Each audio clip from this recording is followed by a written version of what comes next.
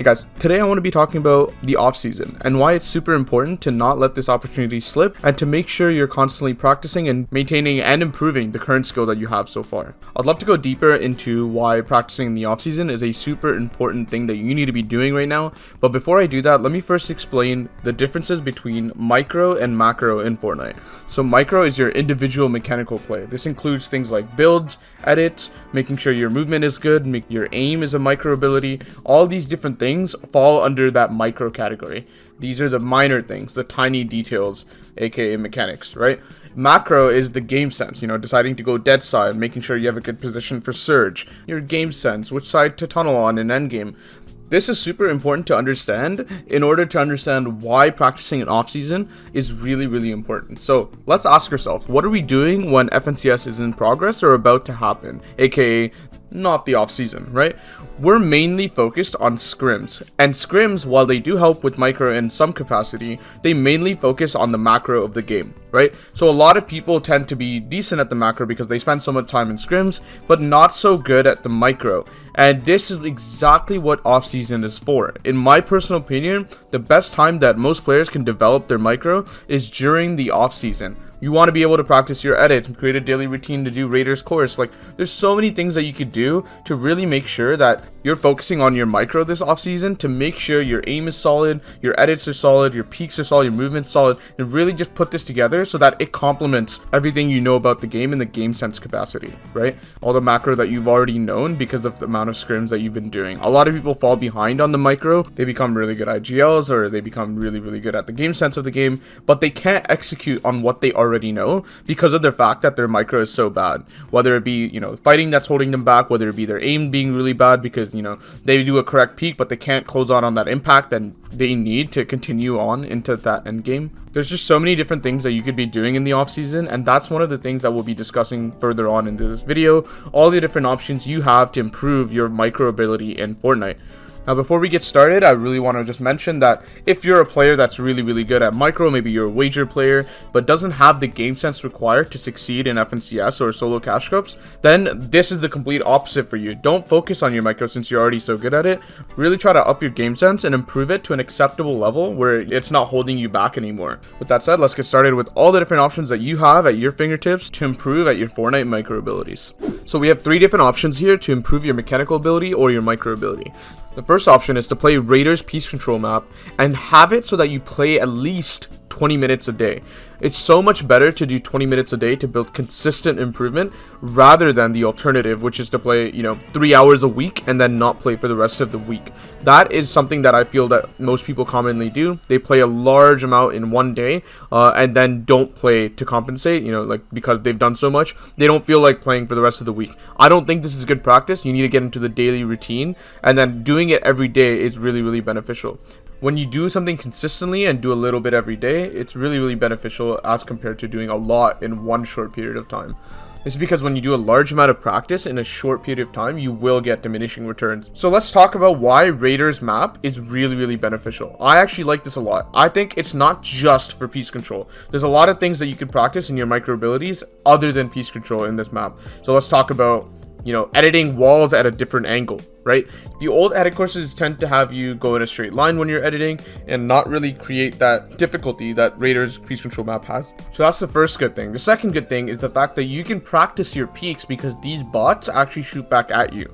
Peaks are a really good way to do damage to someone without taking damage in return. And if you think about it, that's really how simplistic fighting is in Fortnite. You need to do damage to them without taking damage in return. And peaks happen to be one of the best ways to do that. So to practice peaks in Raiders Peace Control map, try this exercise.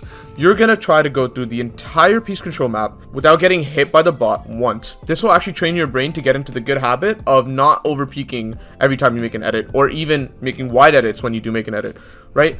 These bots are really good. Like, they actually shoot you all the time whenever you make a miss at it, and they have vision of you. And obviously, because of the right hand nature of the game, you can make it so that you peek properly, or right hand peek properly, or jump shot him properly to create a peek for yourself to kill the bot instead of just wide edit piece controlling. The biggest problem that people have when piece controlling is that they make wide edits all the time. So change that. Change how you practice Raiders piece control map and do it in a way so that you get punished every time the bot hits you. I used to do this map all the time, and I can tell you from my own experience that this map has helped me a lot. So I give a lot of credit to this map.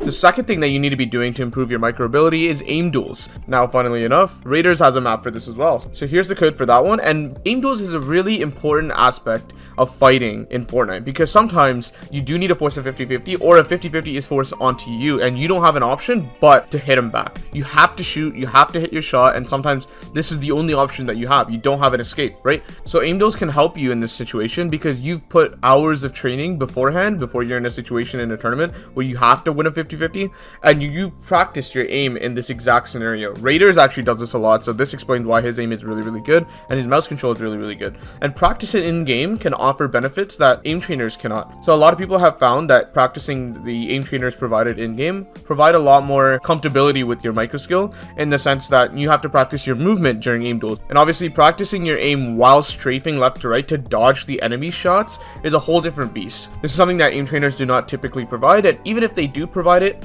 you don't have the same movement speed and the same feel of the game as compared to aim duels in game. So I definitely highly recommend this. Back when there was attack meta, this became very, very popular because attack meta encourages 50-50s and hitting your shot. So a lot of people that are really, really good with the aim succeeded in the attack meta, because you didn't necessarily need to peek everything. You could peek, but it wasn't as strong as compared to the pump. But a lot of people would just jump in and aim duel because they knew they would win because of their superior aim and all the hours they've put into aim duels itself. Now, the third option to improve your micro ability or your mechanical ability in Fortnite during the off season is to really practice realistics, right? And I think that realistics is a really good option because of the fact that, you know, compared to arena, realistics has a lot more reps per time that you spend in the practice session itself.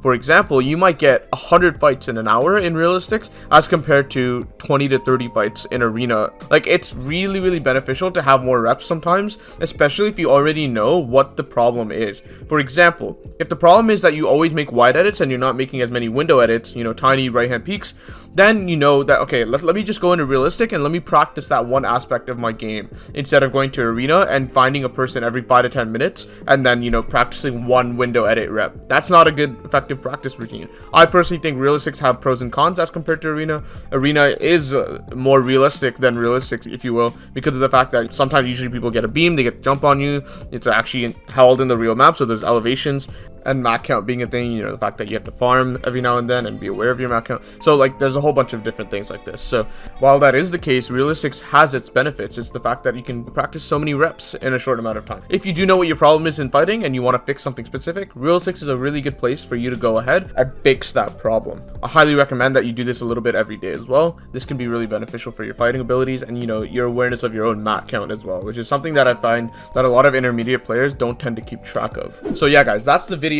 These are the top 3 things that I highly recommend that you do during the off season and not just be AFK. Obviously, everyone needs a break, and if you do need to take a break because you feel burnt out, by all means do that. By no means am I encouraging you to non-stop play throughout the entire year. Everyone needs a time off. But when you do come back, these are the things that you can do to make sure your mechanical skill is up to par. Because when scrims get started up again, you won't have as much time to focus on these things. You should totally spend at least a little bit of time even during scrims, but I would love it if you had like 8 hours a day to just practice your micro habits and make sure your mechanical skill is not the thing that's holding you back anymore.